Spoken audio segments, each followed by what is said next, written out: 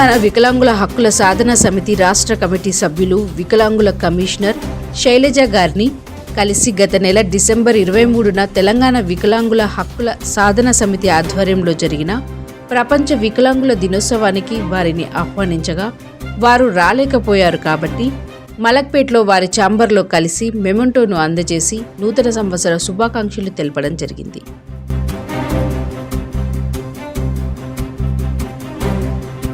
ఈ సంవత్సరం జరగవలసిన వికలాంగుల దినోత్సవాన్ని వెంటనే నిర్వహించాలని, వికలాంగులకు ఇస్తానన్న మోటరైజ్డ్ వెహికల్స్, పరికరాలు, సబ్సిడీ రుణాలు వెంటనే ఇవ్వాలని కోరడమైందని, వికలాంగులకు 6,000 పింఛను ఇంకా చాలా విషయాల గురించి చర్చించడం జరిగిందని తెలిపారు.